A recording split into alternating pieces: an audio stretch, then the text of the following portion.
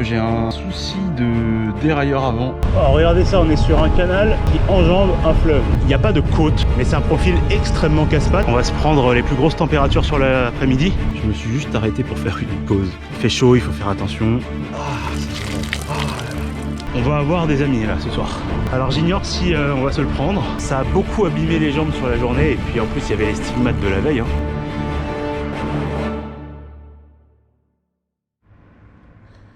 Jour numéro 2. Je crois qu'hier on s'est laissé assez abruptement. En fait je suis arrivé à Nevers. Et je crois que j'ai fait aucun plan de fin. Parce que j'étais terminé. Physiquement. En plus je pense pas être arrivé à l'heure. Plus de 20 heures. Bon après c'est comme ça, hein, c'est les aléas, hein, j'ai crevé, et puis la fatigue, la chaleur, etc. Après ça, je suis allé commander du coup à manger. J'ai mangé, mais ça refusait d'entrer. Franchement c'était impossible de manger. L'estomac il voulait pas répondre. Et donc du coup je suis allé me coucher comme ça, le ventre quasiment vide. Et j'ai attendu que le milieu de la nuit pour pouvoir avoir l'appétit nécessaire à manger. Parce que si vous voulez, je pense que sur les dernières heures de vélo, mais je m'en suis pas rendu compte, hein, mon estomac il s'est arrêté. Et c'est que au moment où ça a redémarré que j'étais capable de manger. Si vous voulez, si j'avais mangé avant d'aller me coucher, je pense que j'aurais venu.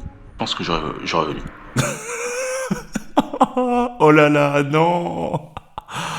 Ah, je me rappelais plus que j'avais dit ça. Ah, c'est terrible. Bonjour à tous, partie numéro 2 de notre aventure à travers la France, 200 km par jour à vélo pour traverser la France de Paris à la frontière espagnole. Étape numéro 2 aujourd'hui, on part de Nevers et on se rend à Clermont-Ferrand. Si vous n'avez pas vu la première partie de cette vidéo, je vous invite bien sûr à aller la voir, ça vous permettra de vous remettre dans le contexte de tout ça et prendre un maximum de plaisir sur cette deuxième partie. Alors, on va revenir un petit peu en détail sur ce moment où je vous dis que j'ai failli vomir. En réalité, il y a un mot en trop dans cette phrase. J'ai vomi.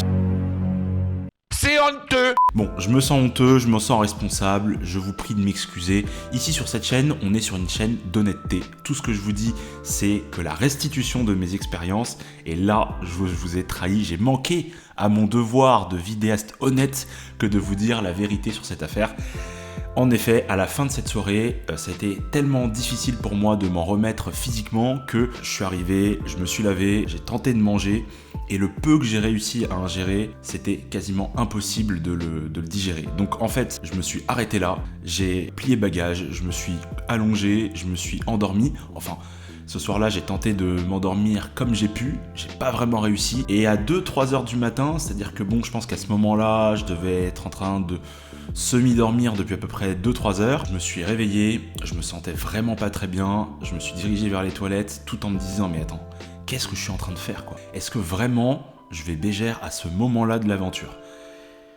Et bah ouais, j'ai gerbé. Je vous garantis que j'ai pas passé une bonne nuit. Et ensuite, après ça, ça allait tout de suite beaucoup mieux. Donc 3 heures du matin, presque pas dormi, j'ai surtout pas mangé. Qu'est-ce que je décide de faire? Et bah, je remets tout en marche, je mets la nourriture que j'ai au micro-ondes et je mange.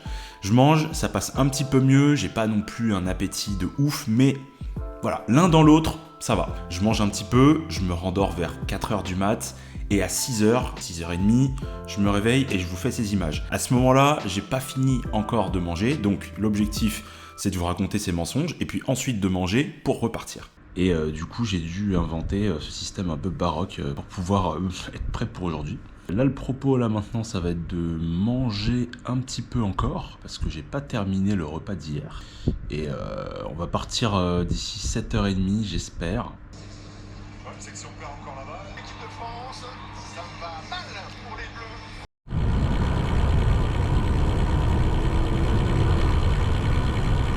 Allez, c'est parti. On vient de quitter le Airbnb du jour, direction Clermont-Ferrand, parce que je pense que je vous l'avais pas dit. Journée beaucoup plus détente qu'hier, puisqu'on va simplement passer de 286 à 190 km, donc bon, il y en a 100 de moins à faire. Donc je me suis autorisé à partir 1 heure plus tôt, naturellement, d'autant que aujourd'hui, bah, je rencontre personne. Donc clairement, tout le temps que j'avais gagné en partant plus tôt hier, bah, je vais le gagner en ne parlant pas ou en ne rencontrant a priori pas d'amis aujourd'hui. Wow, je suis désolé, je vous ai filmé aucune image de Nevers avant de partir de la ville. Je suis vraiment désolé à tous les Neversois et à tous les Neversoises, c'est pas du respect. Promis, sur les prochaines villes, j'essaierai de faire plus attention. En attendant, je crois que j'avais des problèmes un tout petit peu plus importants et d'ordre mécanique à gérer en ce tout début de matinée.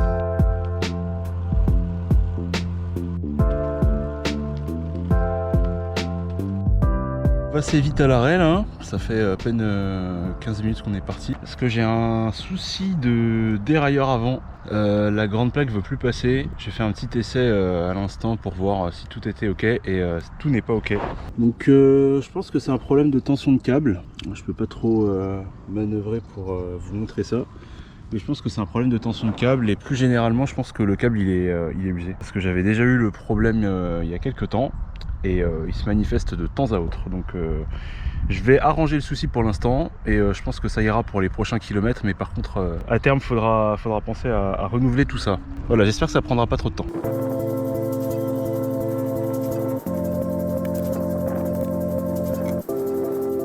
C'est a priori réparé, mais c'est une réparation qui sera provisoire. Mais ce qui est cool, c'est d'arriver à faire ce genre de réparation avec les moyens du bord, parce que bon, moi j'ai ni pince coupante, j'ai ni pince place pour tirer le câble, ni rien d'autre quoi. J'ai juste mes mains et donc voilà. Bon, ça veut bien dire que c'est pas si grave. Bon, on va repartir, ça m'aura pris une dizaine de minutes pour faire ça.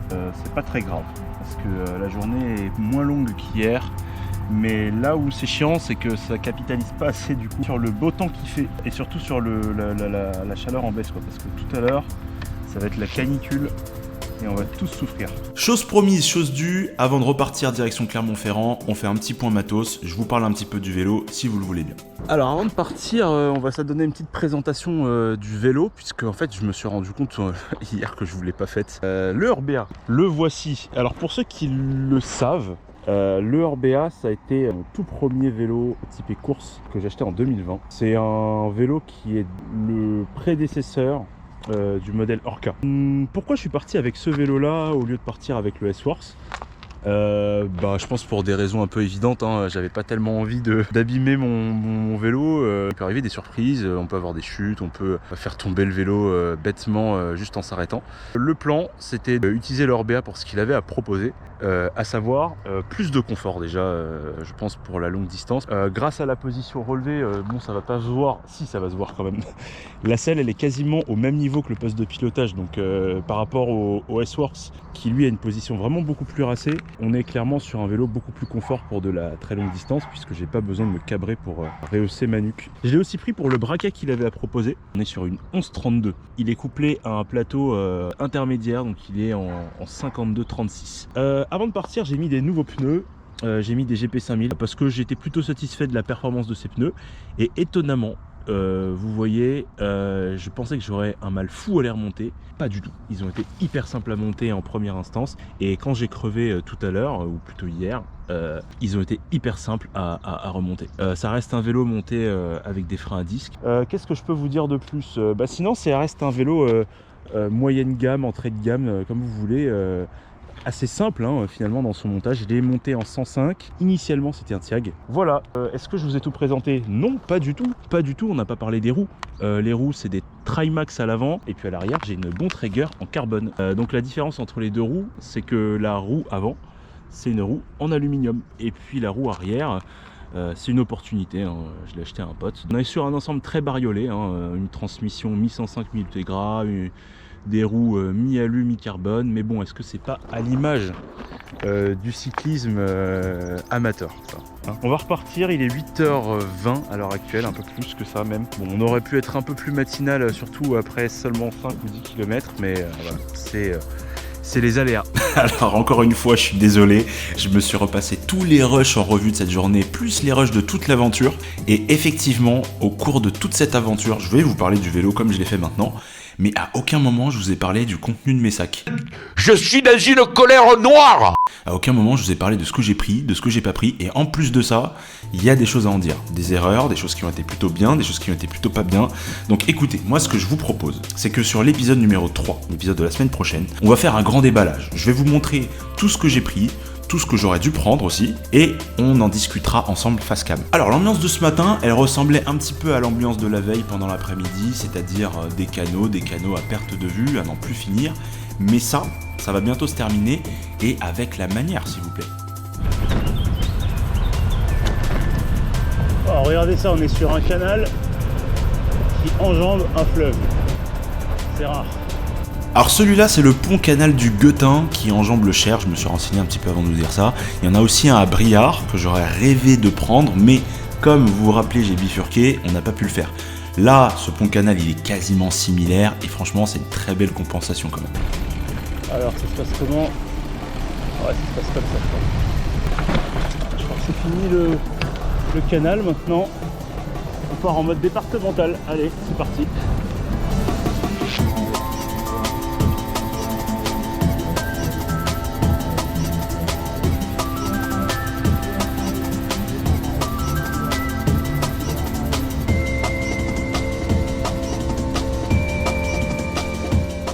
Kilomètre 35, 40. Ce qui se distingue clairement la seconde étape de la première, c'est le profil. Il n'y a pas de côte à proprement parler, mais c'est un profil extrêmement casse-pattes puisque on ne suit plus les cours d'eau comme hier ou les canaux, mais maintenant on suit des petites départementales comme celle-là. Allez, ça va pas se voir à l'image, hein, mais c'est pas plat. Voilà, c'est jamais plat. Il y a toujours une petite côte, soit 1, soit 2, soit 5%. La stratégie que j'ai adoptée, c'est que je monte les côtes, voilà, en danseuse ou assis sur la selle quand il le faut. En revanche, les descentes, je récupère. Donc, toujours en récupération, ça sert à rien de pédaler. On cherche pas à aller vite. Aujourd'hui, on cherche à arriver et je pense qu'on a largement le temps pour ça.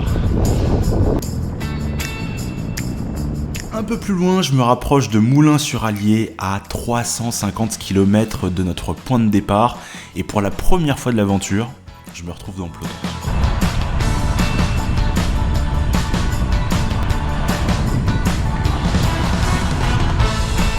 Ah non mais là j'étais comme un enfant là, tenez-vous bien, ils ont fait passer ma vitesse moyenne de 27 km/h à 33 sur un tronçon de peut-être 10 km, mais quand même, ça compte. Et ils m'ont délicatement déposé à l'entrée de Moulins, c'était magique. J'ai même eu le droit à un petit accompagnement de 4-5 cyclistes seniors. Super sympa les gars, ils m'ont demandé où j'allais, je leur ai dit que je vais à la frontière espagnole et ils ont trouvé ça formidable. J'ai pas gardé l'interaction parce que, enfin, je l'ai même pas filmé quoi, parce que la GoPro était dans la poche.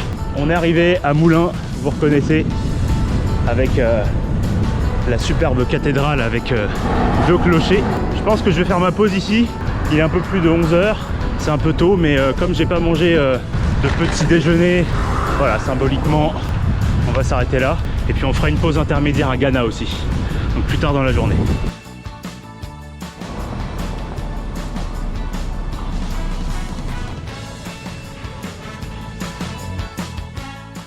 Bien.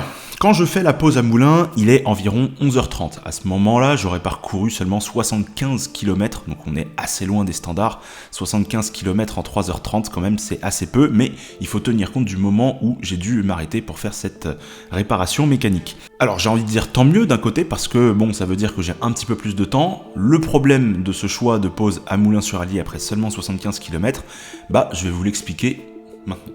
13h17 pour être précis, on a quitté Moulins. On a fait une pause longue à Moulins, hein. 1 heure, 2 heures même. Voilà, c'était voulu. Après, était-ce le meilleur calcul? Je ne sais pas, étant donné que on est en pleine période de canicule et que du coup, on va se prendre les plus grosses températures sur l'après-midi. Néanmoins, malgré cette pause très longue, voilà, il reste 110 km. Ce sera plus. Je les ferai en 5 heures. Ce sera plus. Ce qui nous emmènera à Clermont-Ferrand à 18h30. Ce sera plus.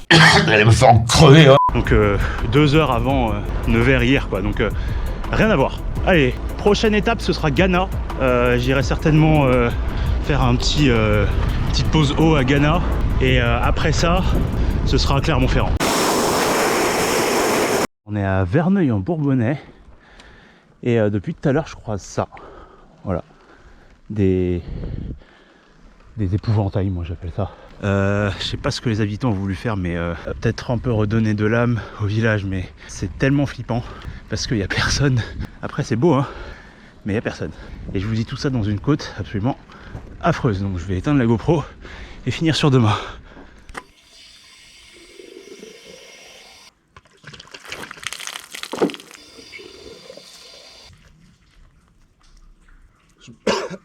Je me suis arrêté il n'y a même pas 13 km pour boire de l'eau à un cimetière. Et dès que j'en ai vu un autre, j'ai eu cette envie folle d'aller m'asperger parce que c'est incroyable l'effet que ça m'a fait. Ah, c'est génial. Oh là là. Ah, vous pouvez pas savoir quel bien fou ça fait. On est en canicule là et j'ai l'impression d'être à la mer carrément. Incroyable. Alors non, j'ai pas crevé. Je me suis juste arrêté pour faire une pause. Il fait chaud, il faut faire attention. Et puis de surcroît, il est 15h49 à l'heure actuelle.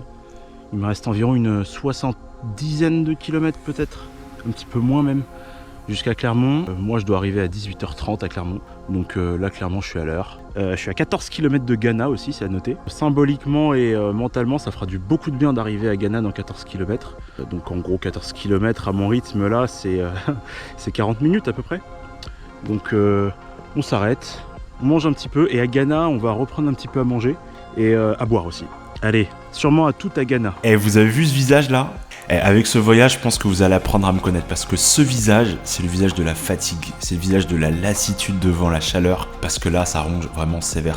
Mais c'est pas tout, il y a le profil aussi parce que ce que vous voyez pas sur les images à l'écran là, c'est que juste avant que je vous filme ça, j'ai affronté un radar, mon pote, à 12% crête. Aïe aïe aïe, ça, avec la chaleur, je faisais des S à 6 km/h. C'était horrible. Du coup, j'arrive à Ghana, je suis content, je vous fais ces images complètement bancales, signe que j'en ai plus rien à faire de tourner cette vidéo, on dirait. Je me pose au Lidl situé au croisement entre la D37 et la D2009, j'achète 3 bricoles, je me pose au Sas qui est un petit peu au frais, je plie tout ça, je repars, et voilà.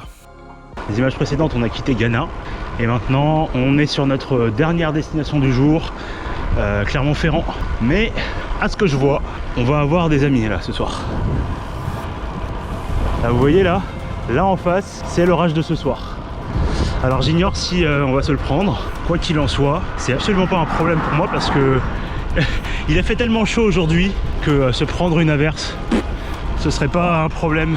Bon, peut-être tout juste un problème pour les affaires, mais encore, hein, ça sèche. Donc Clermont-Ferrand à 40 km, je devrais arriver vers 19h. Voilà, j'aurais bien pris mon temps aujourd'hui. Hein.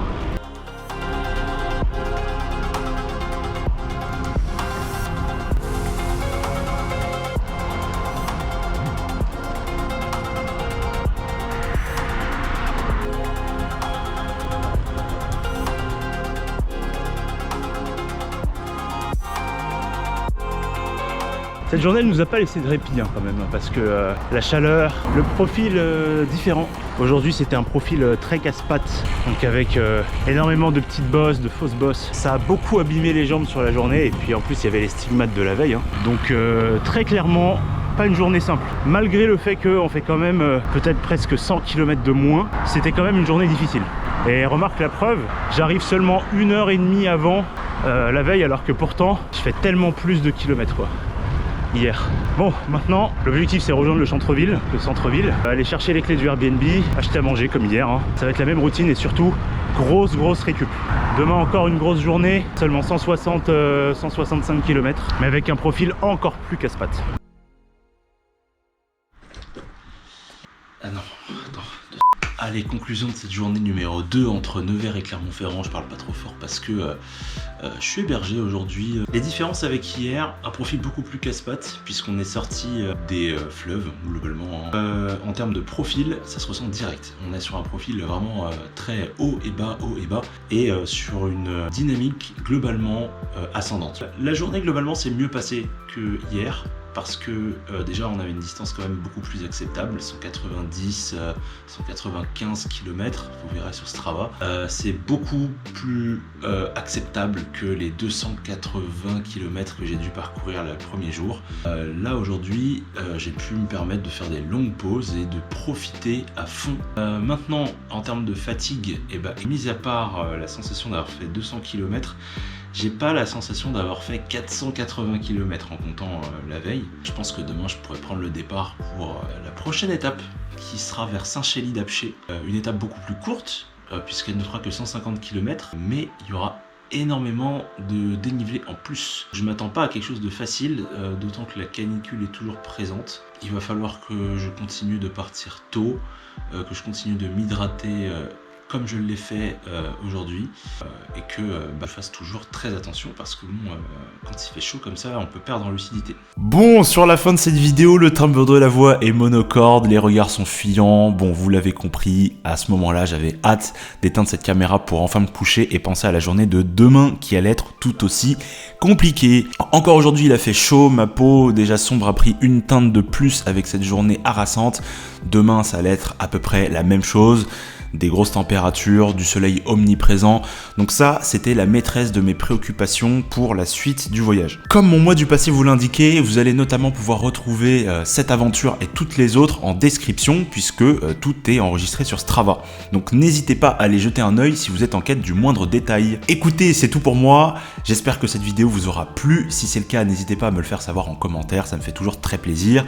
Et quant à nous, on se retrouve la semaine prochaine pour la partie 3 de ce voyage, l'une des plus belles parties de ce voyage, alors s'il vous plaît accrochez-vous et restez avec moi.